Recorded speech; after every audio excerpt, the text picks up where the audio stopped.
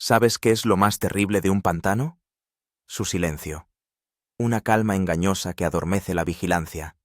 Yo, Miroslav Petrov, de 32 años, un experimentado excursionista con 10 años de andaduras, nunca pensé que sería víctima de mi propia arrogancia. Todo comenzó con mi decisión de explorar los pantanos de Basiugan, uno de los mayores complejos pantanosos del mundo. Mis compañeros se tocaban la sien cuando les contaba mis planes de ir allí, solo durante una semana a finales de mayo. Miroslav, ¿estás loco?, me decía mi amigo Gleb, mientras tomaba un sorbo de café en la cocina de la oficina. Incluso los grupos experimentados con guías van con extrema precaución. Yo solo sonreía con suficiencia. Tengo a mis espaldas 27 rutas complicadas, 3 ascensiones y un descenso por un río de montaña de 6º grado de dificultad. ¿Crees que no podré con un simple pantano? Qué ingenuo era. Preparé la expedición a conciencia. Un navegador moderno con mapas cargados, un teléfono satelital, una tienda de campaña ligera e impermeable, botas especiales de pantano hasta la cadera, provisiones para 10 días, teniendo en cuenta imprevistos, un botiquín, una brújula, un filtro de agua. La mochila resultó pesada, unos 20 kilogramos, pero estaba en buena forma física y no me preocupé por ello. Los 2 primeros días de camino fueron perfectos. El tiempo era despejado, la temperatura rondaba los 15 grados, ideal para una excursión a pie. Los paisajes pantanosos se desplegaban ante mí en toda su belleza salvaje. Almohadones de musgo esmeralda, caprichosas coníferas enanas, lagos cristalinos entre turberas. Hice docenas de fotos, planeando publicar un reportaje fotográfico en mi blog a la vuelta. Al tercer día, el tiempo empezó a cambiar. El cielo se cubrió de nubes plomizas, se levantó viento. Aceleré el paso, con la esperanza de llegar a un pequeño islote boscoso marcado en el mapa para esperar allí a que amainara la lluvia que se avecinaba. El navegador indicaba que faltaban unos 3 kilómetros hasta el punto señalado. Fue entonces cuando cometí el primer error fatal. Decidí atajar por una zona que en el mapa parecía un terreno pantanoso normal. En realidad, resultó ser una ciénaga oculta bajo una alfombra de musgo. Caminaba con cuidado, tanteando el camino con un palo largo, como había hecho cientos de veces. De repente, el suelo bajo mis pies se estremeció extrañamente. Apenas tuve tiempo de darme cuenta del peligro, cuando mi pierna derecha se hundió hasta la rodilla en una masa viscosa. Por instinto, tiré hacia atrás, perdí el equilibrio, y ahora ambas piernas estaban atrapadas en el lodazal. No sentí pánico, solo una fría constatación del error y la necesidad de actuar de inmediato. Lentamente, me quité la mochila e intenté colocarla delante de mí, creando una base para salir. Pero, en lugar de apoyarse en la superficie, la pesada mochila empezó a hundirse lentamente en la masa pantanosa. ¡Mierda!, se me escapó. Intenté echarme, distribuyendo el peso de mi cuerpo, como me habían enseñado en los cursos de supervivencia. Pero con cada movimiento, la ciénaga me arrastraba más y más. En 5 minutos estaba hundido hasta la cintura y la mochila, con la mayor parte del equipo, prácticamente había desaparecido bajo la superficie. La fría y pegajosa sustancia envolvía mi cuerpo, creando la sensación de que cientos de manos invisibles me arrastraban hacia abajo. Cada movimiento no hacía sino empeorar la situación. Sentía cómo se aceleraba mi pulso y cómo mi respiración se volvía entrecortada. Los primeros signos del pánico que se acercaba. «Tranquilo», me dije en voz alta. «Tranquilo, Miroslav. Saldrás de esta». Conseguí sacar del bolsillo lateral de la mochila una pala plegable de zapador, la única herramienta a la que podía alcanzar. Intenté usarla como apoyo, pero solo se hundía más en el lodazal. Empezó a llover. Primero llovizna, luego un verdadero aguacero. El agua me corría por la cara, mezclándose con el sudor frío. El cielo se oscurecía no solo por las nubes, sino porque se acercaba la noche. La constatación llegó de repente y con claridad. Si no salía antes del anochecer, mis posibilidades de salvación se reducirían drásticamente. Intenté alcanzar el teléfono satelital que estaba en la mochila, pero estaba en el compartimento inferior, ya oculto bajo la superficie de la ciénaga. Para entonces, estaba hundido hasta el pecho. La masa pantanosa presionaba mis costillas, dificultando la respiración. El frío me calaba hasta los huesos, a pesar de la ropa de abrigo. Intenté respirar hondo para calmarme, pero en vez de eso, tosí por el olor a vegetación podrida. De repente, mi mirada se fijó en la raíz de un árbol viejo que sobresalía a un par de metros. Una tenue esperanza brilló en mi mente. Empecé a avanzar lentamente, con extrema precaución, hacia ella, utilizando movimientos mínimos para no hundirme más. Cada centímetro era terriblemente difícil. La lluvia se intensificaba, convirtiendo una visibilidad ya de por sí mala en una verdadera pesadilla. Después de 20 minutos de tortura, estaba lo suficientemente cerca como para intentar alcanzar la raíz. Primer intento. Fracaso. Mis dedos solo se deslizaron sobre la madera mojada. Con el movimiento brusco, me hundí unos centímetros más. Ahora la ciénaga me llegaba a la barbilla. Un intento más y se acabó. Susurré, sintiendo cómo el miedo se enroscaba en mi pecho como una serpiente fría. Concentrándome, respiré hondo y lancé el brazo hacia adelante con un tirón. Los dedos se cerraron alrededor de la raíz. Sentí cómo cedía, pero se resistía. Lentamente, milímetro a milímetro, empecé a tirar de mí mismo hacia arriba. La ciénaga no quería soltar a su presa. Sentía una resistencia monstruosa, como si estuviera encadenado al fondo con grilletes invisibles. Los músculos de los brazos me ardían por el esfuerzo, pero seguí tirando. De repente, la raíz crujió. Me quedé paralizado, temiendo moverme. Un crujido más y mi última esperanza se desvanecería. Pero la madera aguantó. Continuando el lento movimiento, sentí cómo la presión en el pecho se aliviaba ligeramente. Después de una hora de esfuerzos titánicos, logré sacar la parte superior de mi cuerpo a una superficie más firme. Las piernas seguían en la ciénaga, pero al menos ahora podía respirar hondo. Cayó el crepúsculo. Había dejado de llover, pero el cielo seguía cubierto de nubes. Ni estrellas ni luna, solo oscuridad impenetrable alrededor. Estaba tumbado, extendido sobre el musgo húmedo, sin atreverme a moverme, sintiendo cómo la ciénaga aún sujetaba mis piernas. Había perdido la mochila con la mayor parte del equipo. En los bolsillos de la chaqueta solo me quedaban una navaja plegable, un encendedor en una funda impermeable y una botella de agua medio vacía. El teléfono satelital, el navegador, los mapas. Todo había desaparecido en el abismo cenagoso. Comprendía que estaba en una situación crítica.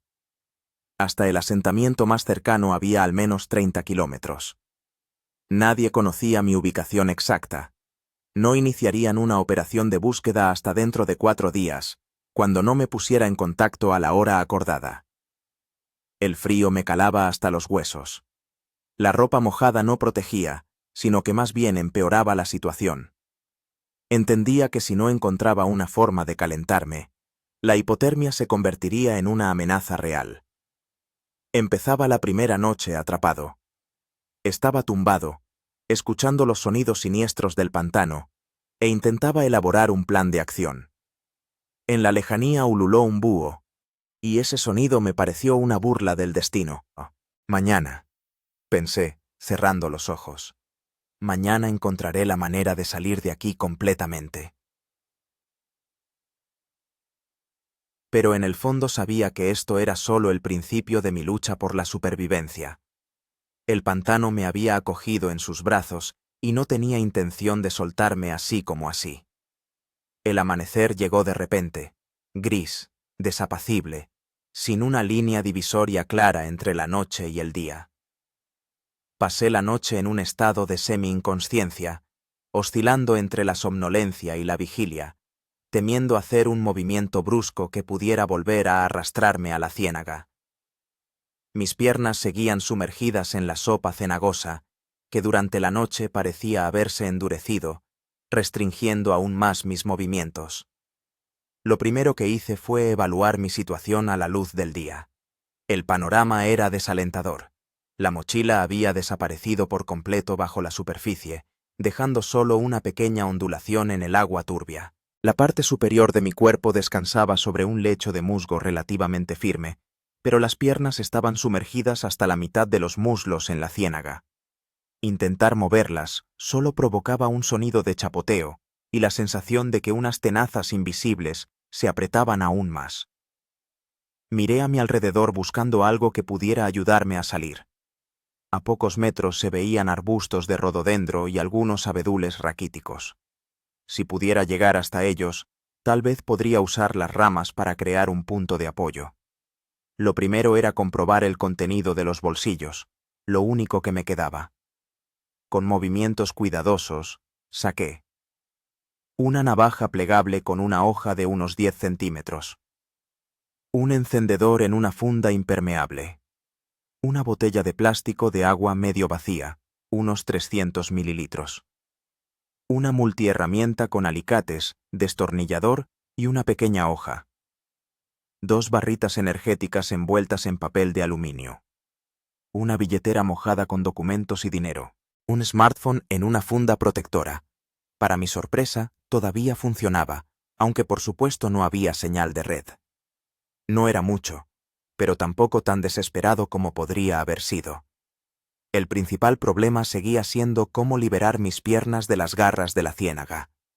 Decidí probar una técnica que había leído una vez en un manual de supervivencia. Mover lentamente las piernas de un lado a otro, creando a su alrededor un pequeño espacio lleno de agua, lo que debería reducir la fuerza de adherencia con el barro. Empecé a mover con cuidado la pierna derecha. Al principio apenas se movía, pero poco a poco sentí cómo se formaba un pequeño espacio alrededor de la bota. Después de 15 minutos de trabajo laborioso, logré liberar la pierna derecha lo suficiente como para doblarla por la rodilla. Animado por el primer éxito, apliqué la misma técnica a la pierna izquierda. El proceso fue agonizantemente lento. Cada movimiento requería un esfuerzo enorme. El sudor me cegaba, a pesar del aire fresco. Finalmente, ambas piernas estaban dobladas por las rodillas, aunque todavía estaban en la ciénaga. Ahora tocaba lo más difícil: sacarlas por completo. Miré a mi alrededor buscando algo que pudiera servir de palanca o apoyo. Mi mirada se detuvo en la misma raíz que me había ayudado ayer. Si pudiera acercarme aún más a ella. Con extrema precaución, empecé a avanzar, usando los codos y los antebrazos para distribuir el peso. Cada centímetro costaba un gran esfuerzo. Media hora después, estaba lo suficientemente cerca como para agarrarme a una raíz con ambas manos. Ahora llegaba el esfuerzo decisivo. Respiré hondo y me lancé hacia adelante con un tirón seco, intentando al mismo tiempo sacar los pies de la ciénaga. La porquería del pantano hizo un ruido sordo, negándose a soltar su presa. Sentí algo desgarrarse. Resultó ser el material de mis botas de agua. Otro tirón, y mi pierna derecha salió liberada, aunque la bota quedó en la ciénaga. La pierna izquierda la siguió unos segundos después, también sin bota. Allí estaba yo, tumbado, jadeando, sobre una superficie relativamente firme, sin creerme mi suerte. Pero la alegría fue prematura. Resulté estar descalzo en medio del pantano, sin la mayor parte del equipo, calado hasta los huesos y temblando de frío. El termómetro de mi reloj de pulsera, milagrosamente intacto, marcaba solo 8 grados. Lo primero era entrar en calor y secar la ropa. Me levanté con cuidado, haciendo una mueca de dolor. Tenía los pies acribillados por raíces afiladas y piedras ocultas bajo el musgo. Despacio, tanteando cada paso con un palo que había recogido cerca, me dirigí hacia los árboles que se divisaban a unos 50 metros. El trayecto me llevó casi 1 hora. 2 veces estuve a punto de volver a hundirme, pero ahora iba con mucha más precaución. Por fin, llegué a un pequeño grupo de pinos que crecían en una loma relativamente seca. Aquí tenía que resolver la tarea primordial: hacer fuego. Bajo los pinos encontré algunas ramas secas y piñas.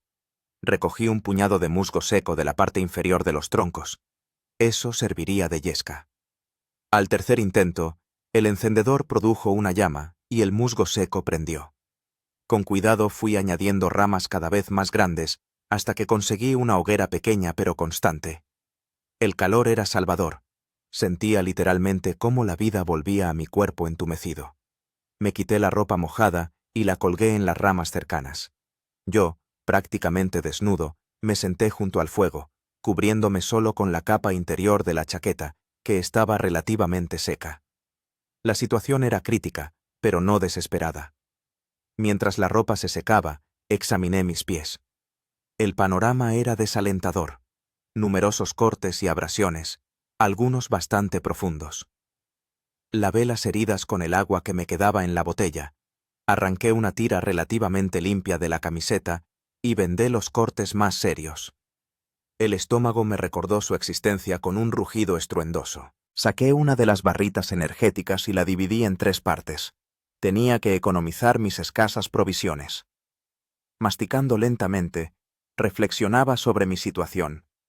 El teléfono satelital y el navegador se habían perdido junto con la mochila.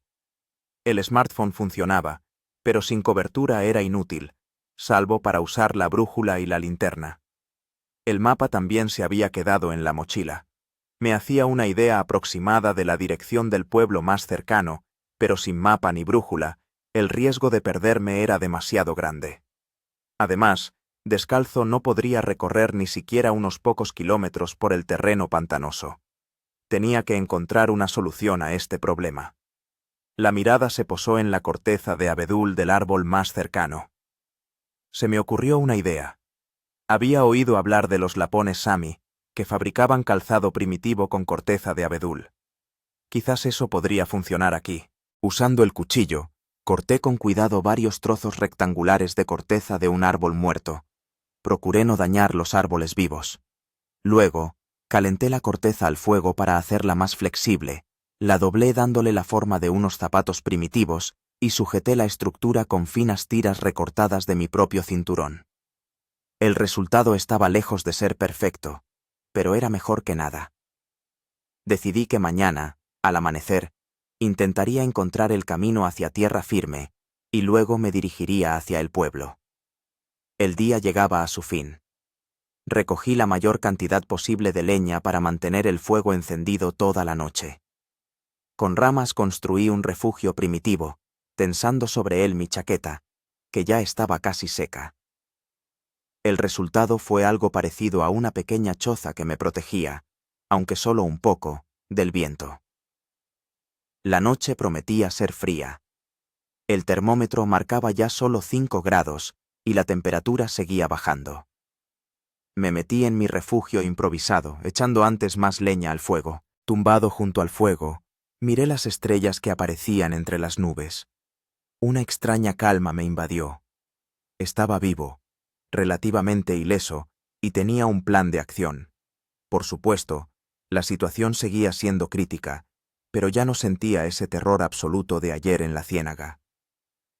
Mañana, pensé, quedándome dormido al arrullo del crepitar del fuego, mañana emprenderé el camino de vuelta a casa.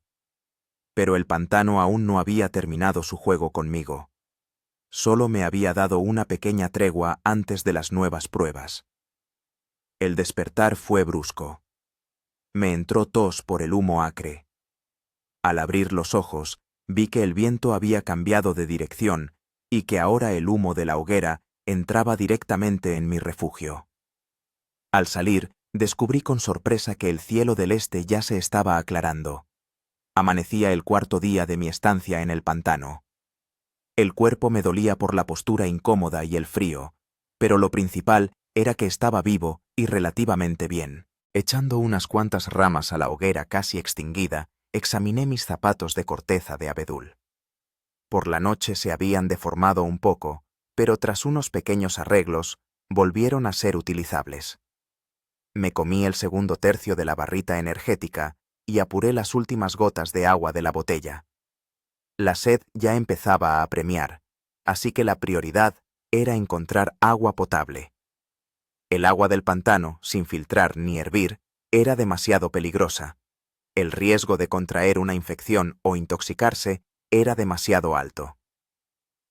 Tras recoger mis escasas pertenencias en los bolsillos de la chaqueta, eché un vistazo a mi alrededor, eligiendo una dirección.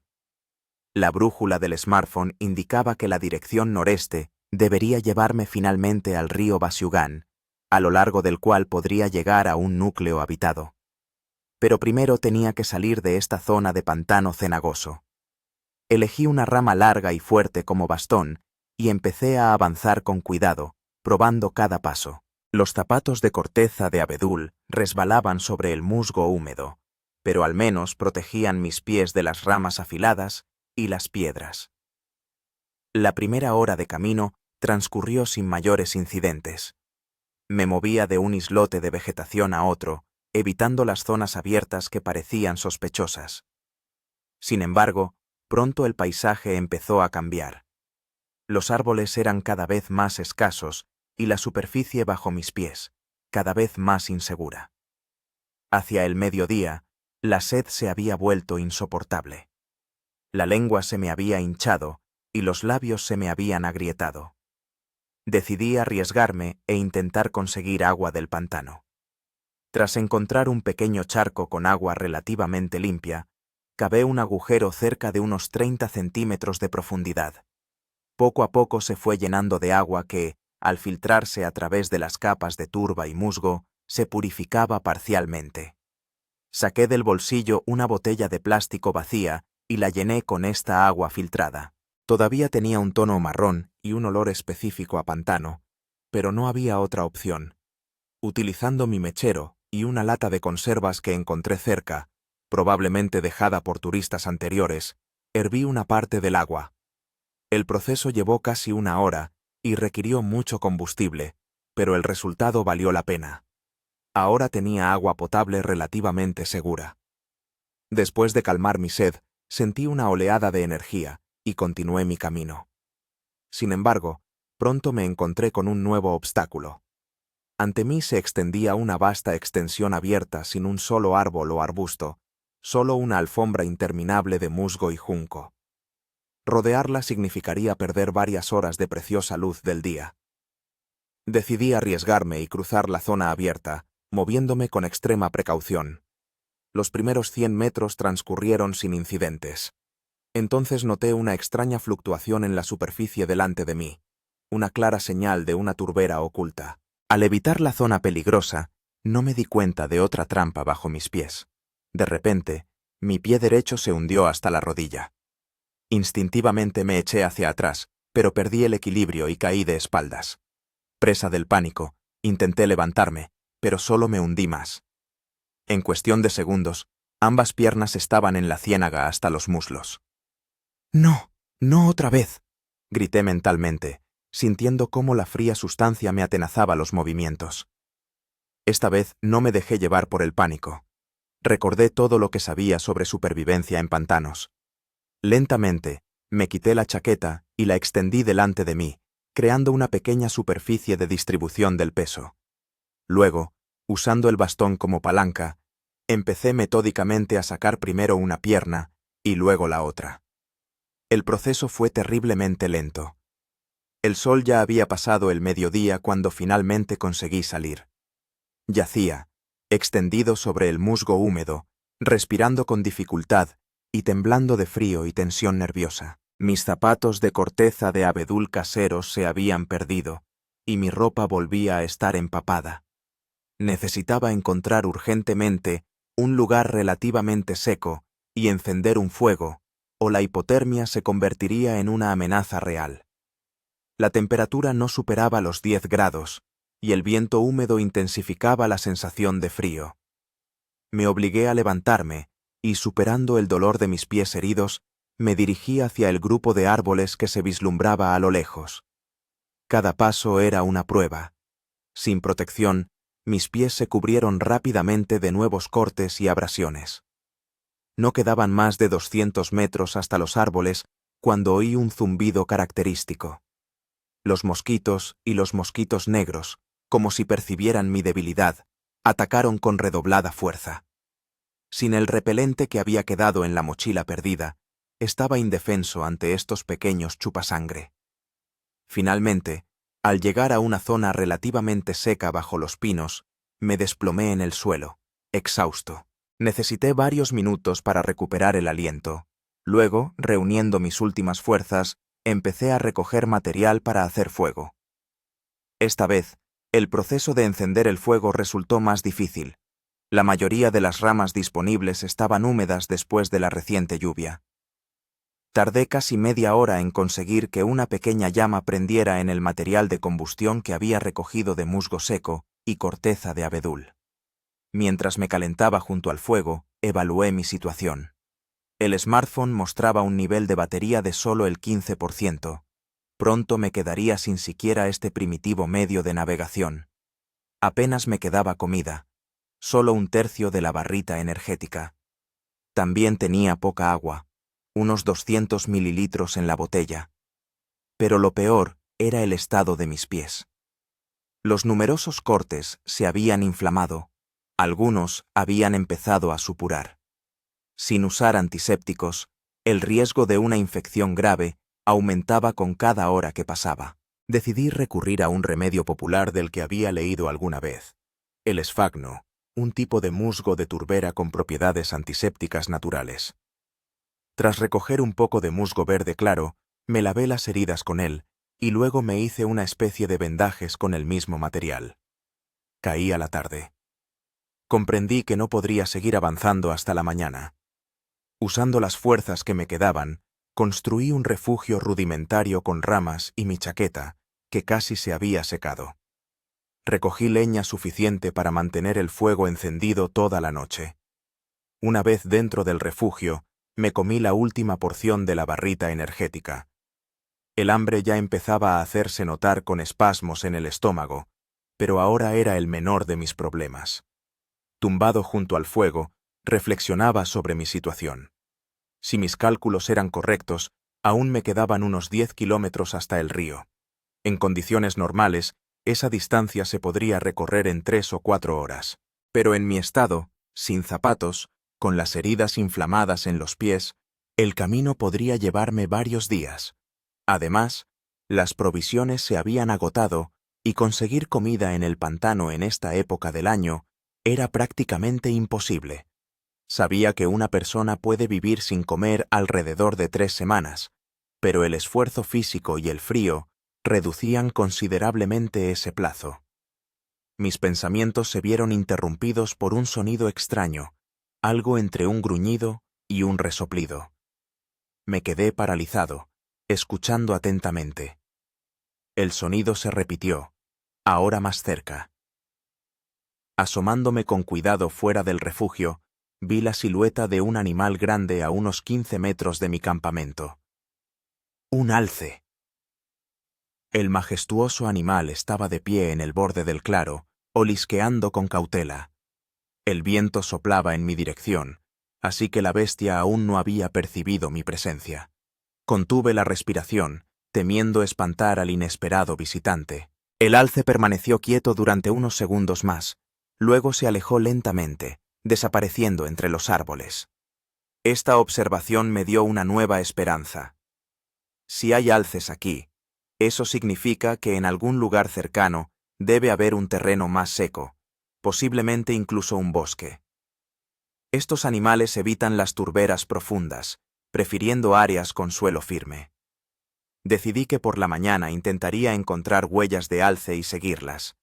Tal vez me lleven a un terreno más seguro.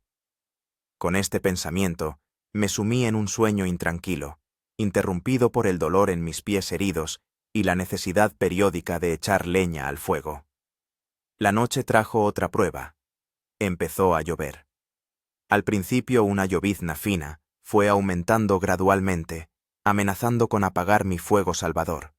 Amplié mi refugio, creando una especie de dosel sobre el fuego con ramas y mi chaqueta. La humedad penetrante se filtraba por todas partes, a pesar del calor del fuego.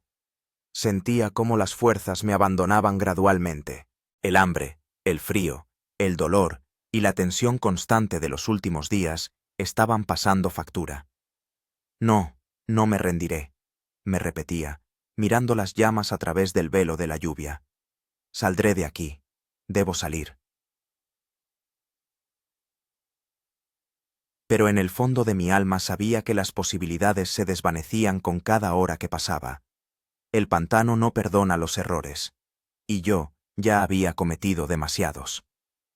La mañana del quinto día me recibió con una niebla caliginosa que envolvía todo a mi alrededor en un velo blanquecino. La visibilidad no superaba los 10 metros. Orientarse en esas condiciones era prácticamente imposible. Decidí esperar a que la niebla se disipara y aprovechar este tiempo para prepararme para el camino. Lo primero que hice fue comprobar el estado de mis pies. Los vendajes de esfagno parecían haber ayudado. La inflamación había disminuido un poco, aunque el dolor al dar cada paso seguía siendo considerable. Renové los vendajes, recogiendo musgo fresco. El hambre se había convertido en una compañera constante. El estómago se contraía dolorosamente, exigiendo comida. Sabía que en las turberas crecían arándanos rojos y camemoro, pero no era temporada para estas bayas. Sin embargo, decidí examinar los alrededores más cercanos en busca de algo comestible. Moviéndome con cuidado en un radio de 50 metros del campamento, encontré varios brotes jóvenes de espadaña. Los rizomas y los brotes jóvenes de esta planta son comestibles y contienen almidón. Después de desenterrar algunos rizomas con un palo afilado, regresé al fuego. Tras limpiar los rizomas de la suciedad, los corté en rodajas finas y los asé en las brasas. El sabor era peculiar, algo entre patata y castaña cruda, con un ligero amargor. Pero en mi situación, esto me parecía un auténtico manjar. Hacia el mediodía, la niebla comenzó a disiparse, revelando un triste paisaje pantanoso. Decidí continuar el camino, orientándome con la brújula de mi smartphone, cuya carga había descendido a un crítico 7%. Antes de irme, me hice un nuevo par de zapatos primitivos, esta vez utilizando no solo corteza de abedul, sino también tiras de corteza trenzadas con firmeza. El resultado distaba mucho de ser ideal, pero era mejor que caminar descalzo. Después de recoger algunos rizomas de espadaña como provisión y llenar mi botella con agua de pantano hervida, me puse en marcha.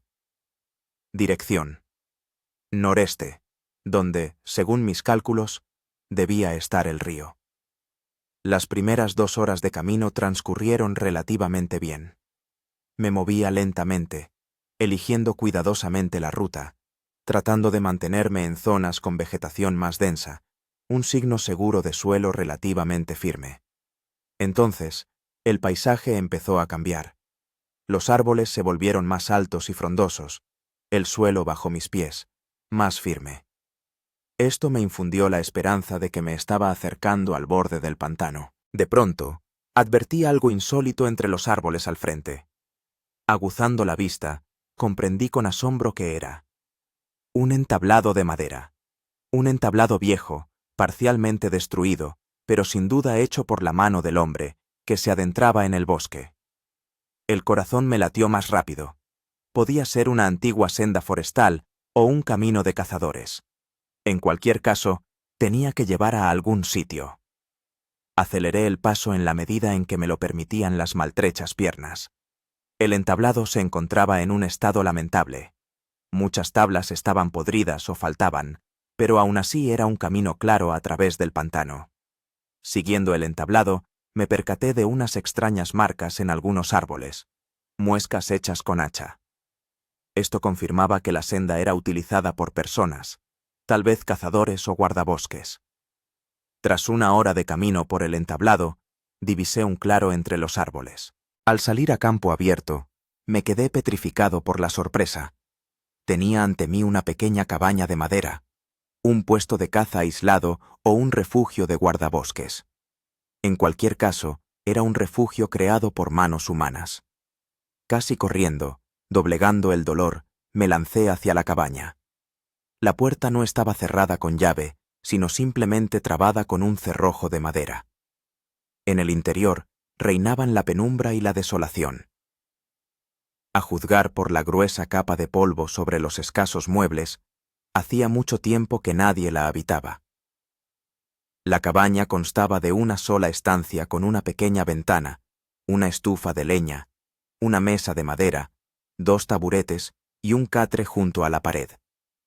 En un rincón había un armario viejo. Inspeccioné el lugar, sin creerme mi buena suerte. En el armario descubrí varias latas de conserva, un paquete de sal, cerillas en un recipiente hermético y, oh milagro, un botiquín de primeros auxilios. Al abrir el botiquín, encontré vendas, yodo, algunas pastillas de analgésico y antibióticos caducados. A pesar de haber caducado, aún podían ayudar con la infección. En la estufa quedaban rescoldos y algo de leña. Utilizando las cerillas encontradas, encendí el fuego rápidamente. El calor empezó a propagarse por la estancia, y por primera vez en varios días, me sentí relativamente seguro. Después de tratarme las heridas con yodo y vendarlas con vendas limpias, abrí una de las latas de conserva. Carne guisada enlatada con fecha de producción de hacía 3 años. El olor era normal, y me arriesgué a comer un poco, bebiendo agua de mi botella. Mientras comía, inspeccioné la cabaña con más detenimiento. En la pared colgaba un mapa antiguo y descolorido de la zona. Tras examinarlo, comprendí que me encontraba en un refugio de guardabosques abandonado. Hasta el asentamiento más cercano, el pueblo de Ocernoe, había unos 15 kilómetros por una carretera forestal. Este descubrimiento me llenó de una nueva esperanza. Si el mapa era correcto, y lograba encontrar esa carretera, podría llegar hasta la gente mañana por la noche. Pero primero necesitaba recuperar fuerzas. Decidí pasar la noche en la cabaña y partir por la mañana. Tras echar leña a la estufa, me acosté en el catre, arropándome con una manta vieja pero limpia que había encontrado en el armario. Por primera vez en muchos días me sentí relativamente a salvo. Calor, un techo sobre mi cabeza, algo de comida y medicamentos. Todo esto me parecía un lujo increíble después de los días pasados en el pantano. Sin embargo, era pronto para relajarse. Era consciente de que mi situación seguía siendo grave. Las piernas estaban en mal estado, las provisiones de comida eran limitadas y el camino hasta el asentamiento no era corto. Antes de dormir, saqué mi smartphone para hacer unas cuantas fotos de la cabaña y, con sorpresa, descubrí que aparecía una señal débil de la red. Una sola barra, parpadeante e inestable, pero señal al fin y al cabo. Con el corazón latiendo a 1000 por hora, intenté llamar al servicio de emergencias. Tras varios intentos fallidos, se estableció la conexión, intermitente, con constantes interferencias, pero logré comunicar mi ubicación y la situación. El operador confirmó que la información había sido recibida y que un grupo de rescate sería enviado a mi zona por la mañana. Debía permanecer en el lugar y mantener el fuego encendido para crear una señal de humo. Esta noticia fue como un soplo de aire fresco. La ayuda llegaría. Solo tenía que esperar a la mañana. Eché más leña a la estufa y me acosté, sintiendo cómo la tensión de los últimos días se disipaba gradualmente. El sueño llegó casi al instante, profundo y tranquilo, sin pesadillas ni despertares angustiosos. Me desperté por un sonido extraño. Algo rasguñaba la puerta de la cabaña. Al abrir los ojos, vi que la estancia estaba en penumbra. El fuego de la estufa casi se había extinguido, proyectando un leve resplandor a través de la puerta entreabierta. El sonido se repitió, más insistente. Después, se oyó un gruñido silencioso. ¿Un lobo? ¿Un oso? En cualquier caso, un invitado no deseado demostraba claramente interés por mi refugio. Con cautela, me levanté y me acerqué sigilosamente a la ventana. En la penumbra del amanecer distinguí la silueta de un animal grande en el porche.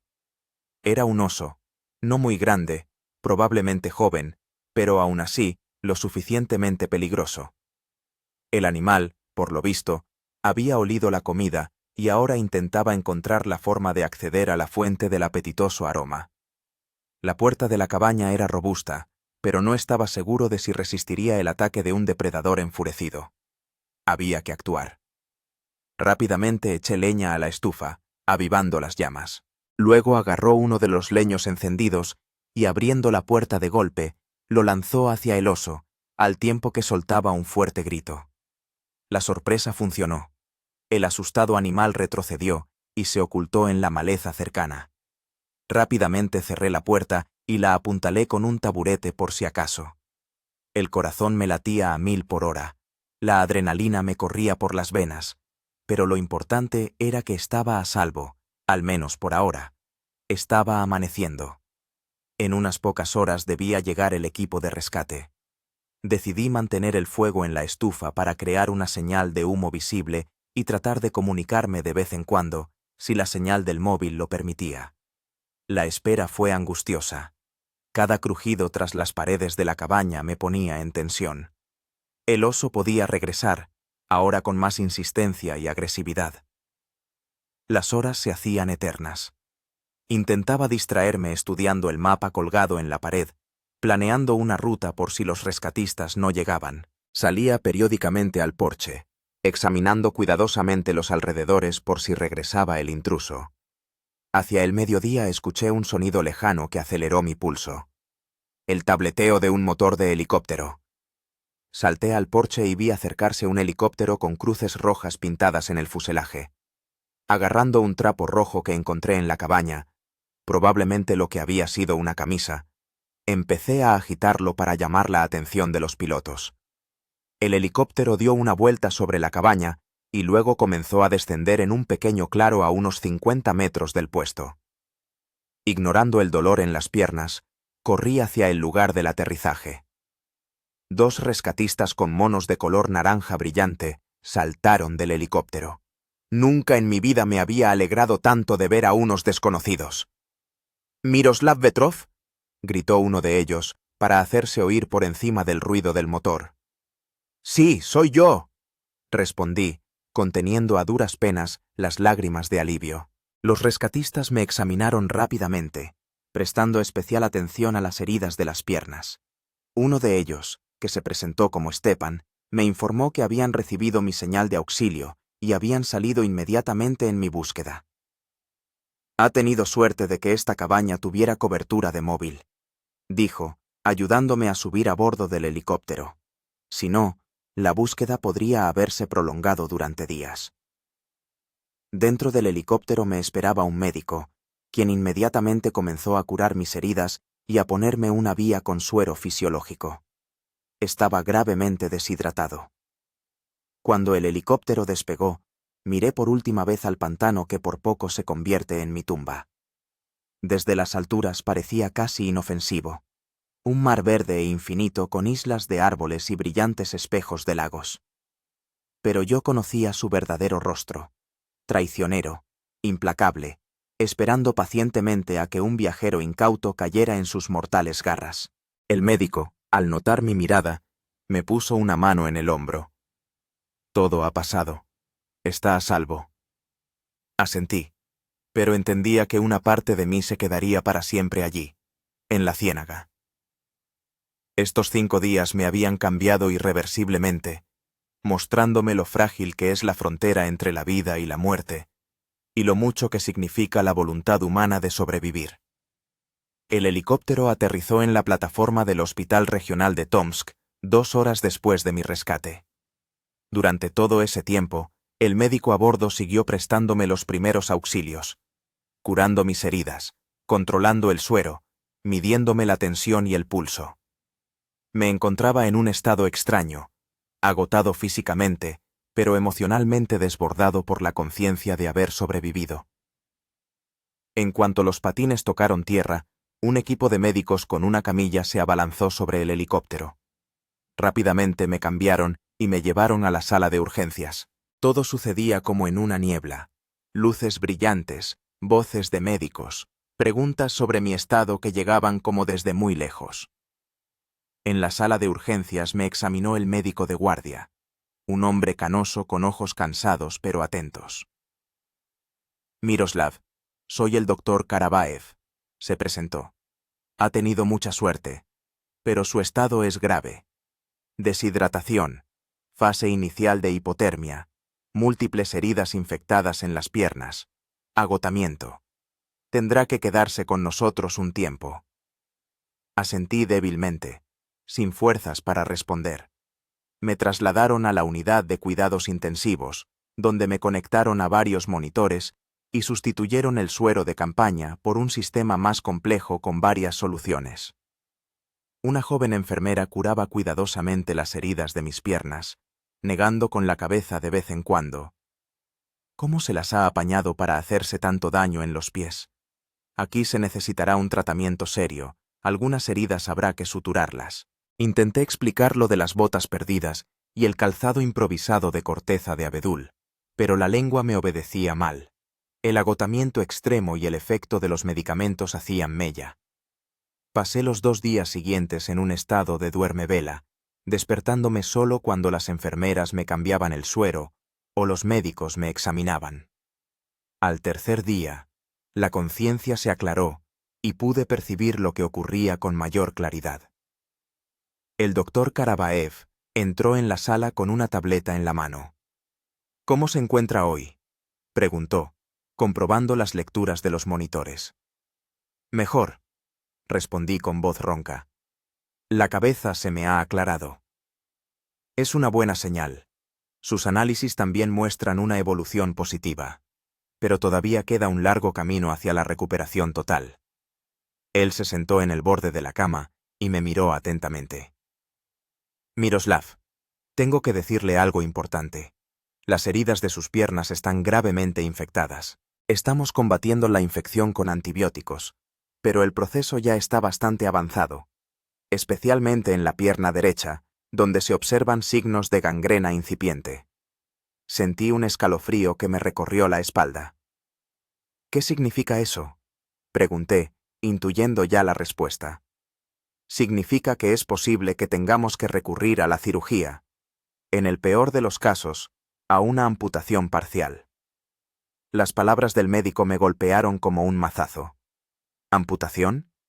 Yo, un turista activo, alpinista, una persona para quien el movimiento era la esencia de la vida, ¿podría perder parte de una pierna? No, susurré. Tiene que haber otra salida. El doctor Karabaev me puso una mano en el hombro. Estamos haciendo todo lo posible para evitar medidas extremas. Se ha programado una consulta con un especialista líder en cirugía séptica. Llegará mañana y dará su dictamen. Pero quería que estuviera preparado para las posibles evoluciones del cuadro. Pasé el resto del día sumido en sombrías reflexiones. Ante mis ojos desfilaban imágenes de mi anterior vida activa, ascensiones a cumbres montañosas, descensos en balsa por ríos caudalosos, rutas de senderismo de muchos kilómetros. ¿Acaso todo eso era ya cosa del pasado? Por la noche, uno de los rescatistas que participaron en mi evacuación, Stepan, se asomó a la habitación. Me trajo un pequeño paquete con artículos de primera necesidad y fruta fresca. ¿Qué tal, Miroslav?, preguntó, sentándose en una silla junto a la cama. Los médicos dicen que es posible que tengan que amputarme. Respondí directamente, sin ver la necesidad de andarme con rodeos. Stepan se ensombreció. Sí, lo he oído. Pero no pierdas la esperanza antes de tiempo. La medicina moderna hace milagros. Se quedó en silencio. Luego añadió. ¿Sabes? En 20 años de trabajo en el servicio de rescate, he visto muchas cosas. Gente que sobrevivía en condiciones que parecían imposibles, y luego se recuperaba, en contra de todos los pronósticos. El organismo y el espíritu humanos son capaces de cosas asombrosas. Sus palabras me animaron un poco. Hablamos durante aproximadamente 1 hora. Stepan me contó que mi desaparición había causado una gran alarma. Cuando no me puse en contacto a la hora acordada, mis amigos dieron la voz de alarma. Los equipos de búsqueda habían estado rastreando el pantano durante 2 días cuando recibimos tu llamada desde la cabaña. Realmente tuviste suerte con ese puesto forestal, dijo Stepan. Lleva abandonado unos 5 años, desde que recortaron la plantilla del departamento forestal. Pero antes, había un puesto de vigilancia para la detección de incendios, por eso había línea telefónica.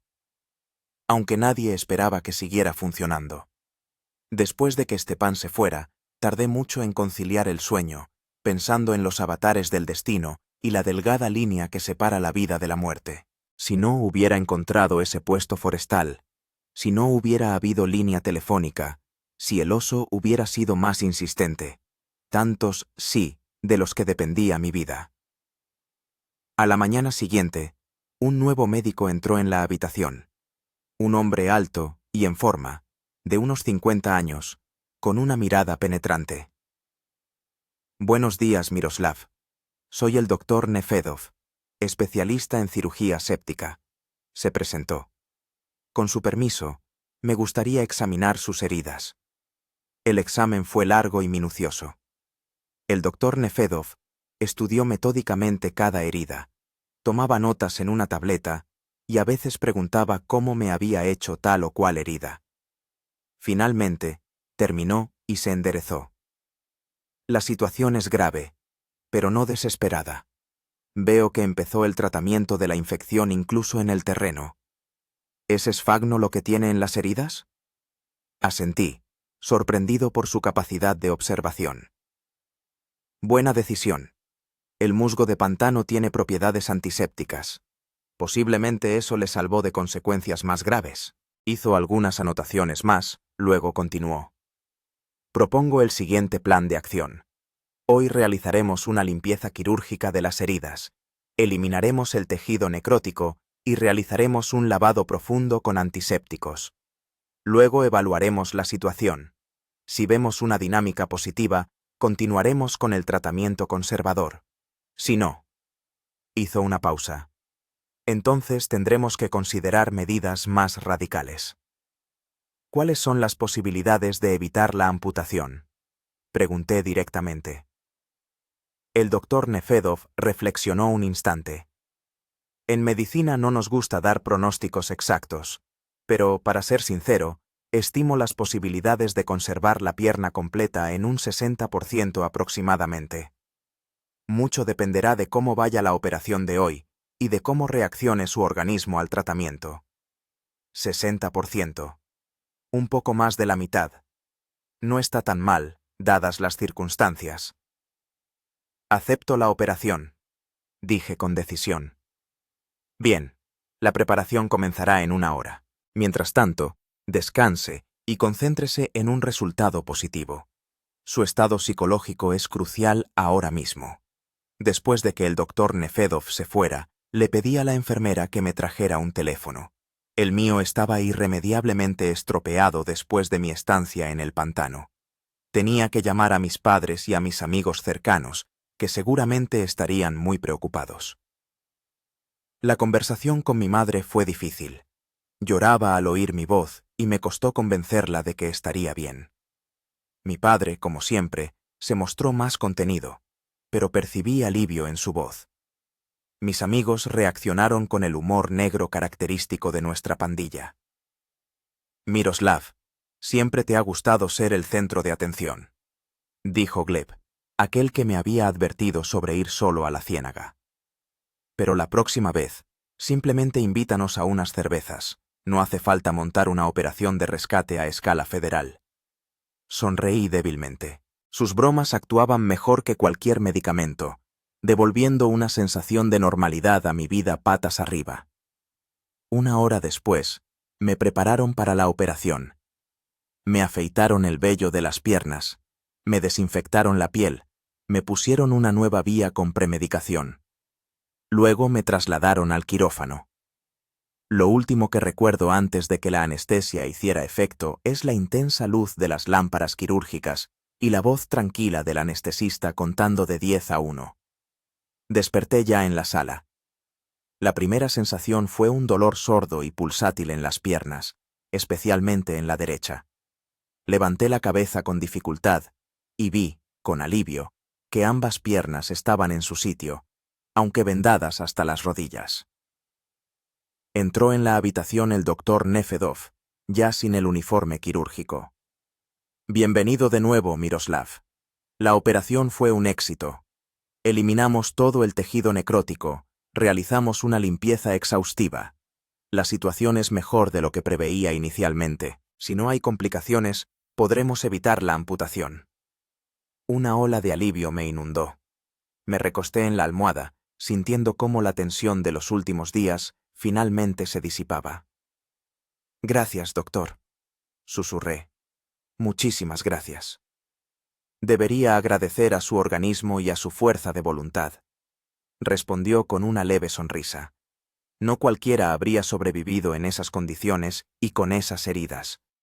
Ahora lo principal es no precipitarse en la recuperación. La rehabilitación llevará tiempo. Pasé las 2 semanas siguientes en el hospital. Poco a poco, mi estado mejoraba. Las heridas cicatrizaban, los análisis indicaban que la infección remitía. 10 días después de la operación, me permitieron dar mis primeros pasos cautelosos con la ayuda de un andador. Fue terriblemente doloroso y humillante. Yo, acostumbrado a recorrer decenas de kilómetros campo a través, ahora apenas podía caminar unos metros por el pasillo del hospital. Pero cada día traía consigo un progreso. Hacia el final de la segunda semana, ya podía caminar con un bastón, aunque solo distancias cortas. El doctor Nefedov, que supervisaba mi recuperación, estaba satisfecho. Se está recuperando más rápido de lo que esperaba. Creo que en una semana podremos darle el alta para tratamiento ambulatorio. Un día, me visitó un periodista del periódico local. La historia de mi supervivencia en la Ciénaga había despertado un gran interés en la región. Acepté la entrevista, con la esperanza de que mi experiencia sirviera de advertencia para otros amantes de las excursiones en solitario. ¿Cuál es la principal lección que ha sacado de esta experiencia?, preguntó el periodista al final de la conversación. Lo pensé un momento. Respeto. Respeto a la naturaleza, que puede ser a la vez hermosa y mortalmente peligrosa. Respeto a las propias limitaciones. Nadie es invulnerable. Y respeto al conocimiento sobre supervivencia. Al final, fue lo que me salvó la vida. Después de la publicación del artículo, recibí muchos mensajes de desconocidos.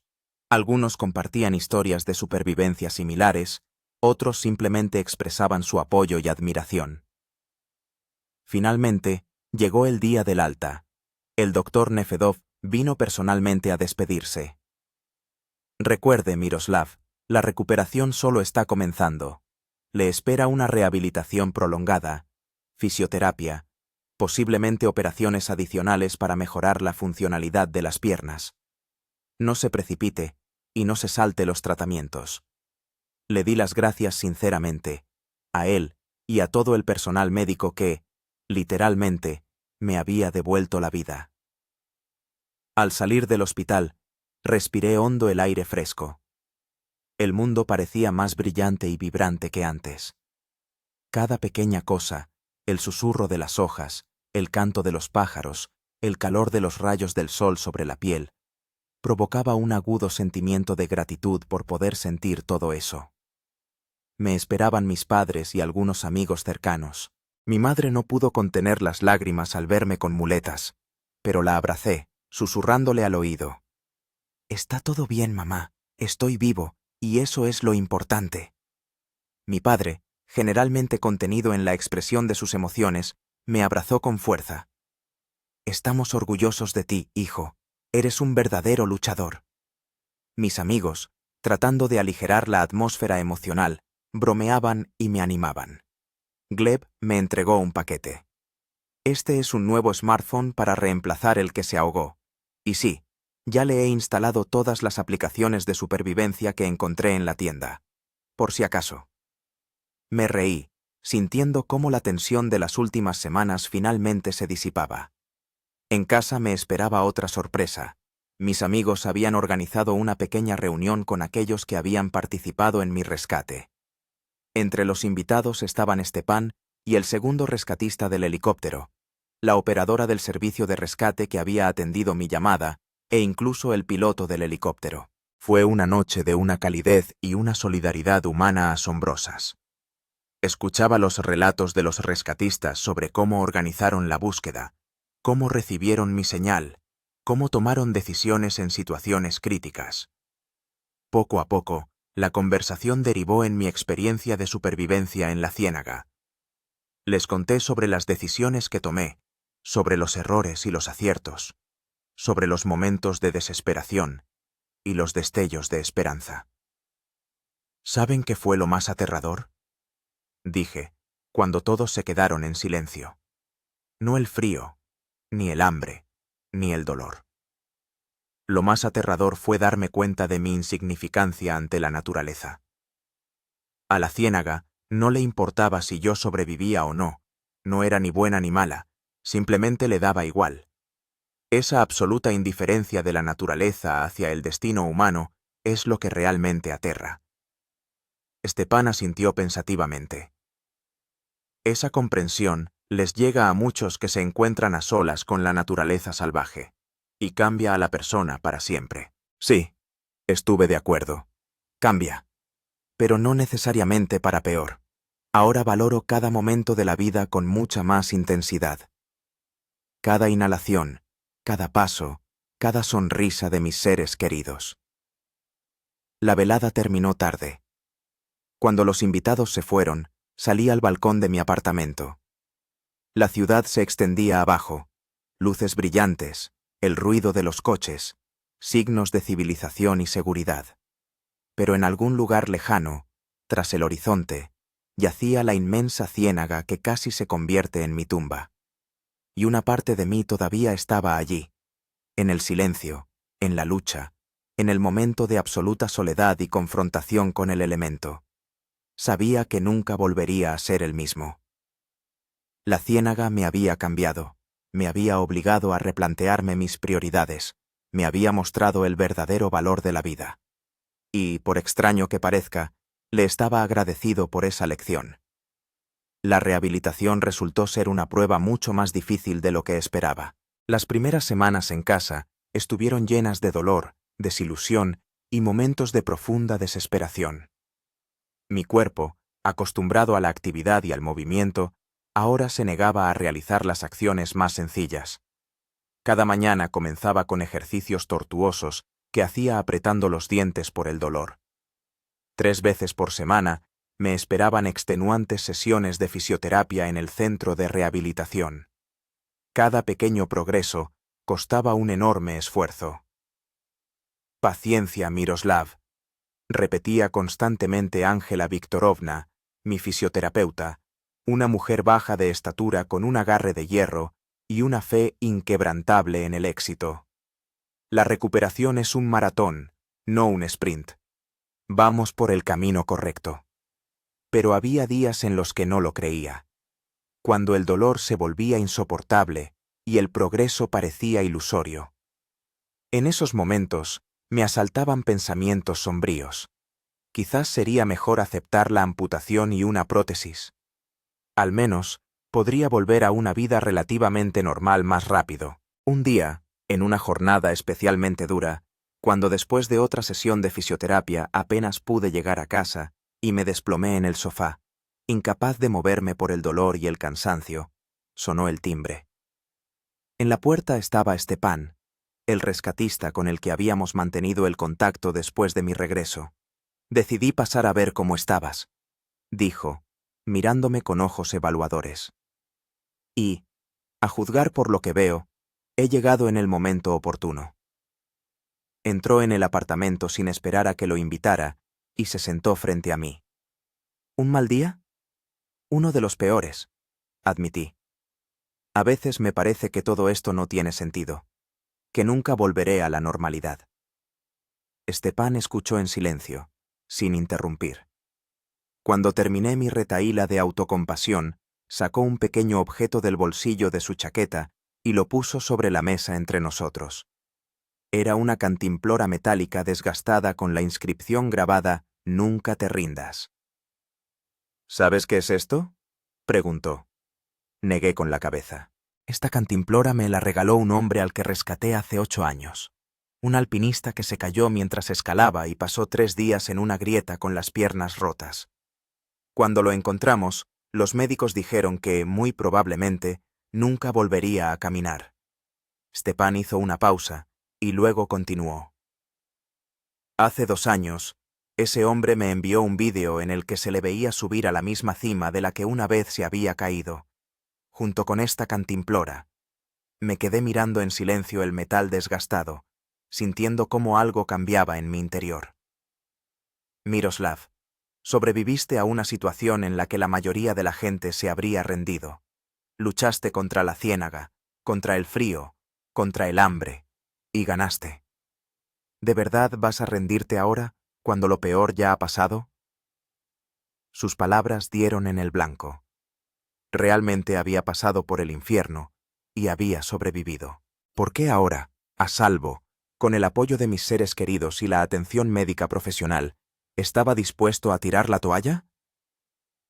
Tienes razón, dije después de una larga pausa. Absolutamente razón. Stepan sonrió y me acercó la cantimplora. Es tuya. Cuando te resulte especialmente difícil, mírala y recuerda. Ya has demostrado que eres capaz de superar lo imposible. Esta conversación marcó un punto de inflexión en mi rehabilitación. Dejé de compadecerme de mí mismo y empecé a trabajar con redoblada energía. Cada mañana, al despertarme, miraba la cantimplora que estaba en la mesita de noche y repetía mentalmente: «Nunca te rindas». El progreso seguía siendo lento, pero ahora notaba cada mejora, incluso la más pequeña. El primer día que pude recorrer todo el pasillo del centro de rehabilitación sin bastón. La primera vez que subí las escaleras sin detenerme a descansar. La primera mañana que me desperté sin el dolor punzante en las piernas. 3 meses después de recibir el alta, volví al trabajo, primero de forma remota y luego media jornada en la oficina. Mis compañeros me recibieron con sincera alegría y apoyo. Muchos me confesaron que habían estado siguiendo las noticias sobre mi rescate y que no creían que fuera a sobrevivir. «Eres nuestra celebridad local ahora», bromeó Gleb. «¿Quizás deberías empezar a dar clases magistrales sobre supervivencia en condiciones extremas?» Reí con los demás, pero en el fondo sabía que la idea no era tan absurda. Mi experiencia realmente podría ser útil para otros. Tal vez contando mi historia, podría evitar los errores de alguien e, incluso, salvar vidas. La idea me rondaba la cabeza, y un mes después me puse en contacto con la Delegación Regional del Ministerio de Situaciones de Emergencia para proponer una serie de charlas para clubes de excursionismo sobre supervivencia en condiciones extremas. Para mi sorpresa, la idea fue acogida con entusiasmo. La primera charla tuvo lugar en una pequeña sala del Club de Excursionismo Horizonte. Esperaba ver a 1 decena o 2 de personas interesadas, pero la sala estaba llena. Más de 50 personas vinieron a escuchar mi historia. Conté mi experiencia sin adornos, sobre el miedo, el dolor, los momentos de desesperación. Hablé de los errores que cometí y de las decisiones que me ayudaron a sobrevivir. Mostré fotografías tomadas por los rescatistas en el lugar donde me encontraron y radiografías de las heridas. Lo más importante que entendí, concluí mi primera charla, es que la supervivencia comienza mucho antes de encontrarse en una situación crítica. Comienza con una preparación adecuada, con respeto por la naturaleza, con la comprensión de las propias limitaciones. Y también, nunca, nunca os rindáis, incluso cuando parezca que no hay esperanza. Después de la charla, se me acercó una joven con una mirada seria. «Gracias», dijo en voz baja. «Iba a hacer una excursión en solitario la semana que viene. Ahora me doy cuenta de que no estoy preparada. Puede que me haya salvado la vida». Esas palabras me conmovieron profundamente. Tal vez ese era el sentido de todo lo que había pasado. No solo sobrevivir yo, sino también ayudar a otros a evitar un destino similar. Las charlas se hicieron regulares. Hablé en clubes de excursionismo, escuelas, en reuniones con voluntarios de los equipos de búsqueda y rescate. Poco a poco se fue formando un curso completo sobre supervivencia en la naturaleza, basado en mi experiencia personal y complementado con los conocimientos de los rescatistas profesionales. Paralelamente, continuaba mi rehabilitación física. 6 meses después de recibir el alta, ya podía caminar sin bastón distancias cortas.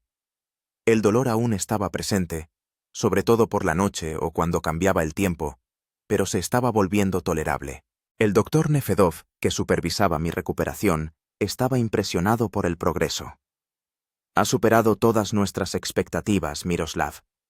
Cuando le trajeron, sinceramente dudaba que alguna vez pudiera caminar sin apoyo. Y ahora mírese. Sin embargo, me advirtió que la recuperación total era imposible. Algunos daños eran demasiado graves. Siempre sentirá las consecuencias de esta lesión. Olvídese de los maratones y de escalar cumbres importantes. Pero una vida normal y activa es bastante posible. Acepté estas limitaciones con una tranquilidad que me sorprendió a mí mismo. Después de lo que había pasado, la mera posibilidad de caminar, trabajar, vivir una vida plena, me parecía un verdadero milagro. En el aniversario de mi rescate, Stepan propuso una idea inusual. ¿Qué te parece si volvemos allí? No al pantano en sí, claro, sino a esa cabaña de guardabosques abandonada. Una especie de peregrinación al lugar de tu segundo nacimiento. La propuesta me pilló desprevenido. ¿Volver allí? ¿El lugar que casi se convierte en mi tumba, pero que al final se convirtió en mi salvación? Después de mucha reflexión, acepté. Organizamos una pequeña expedición. Yo, Stepan, Gleb y 2 amigos más. Esta vez, todo estaba en regla.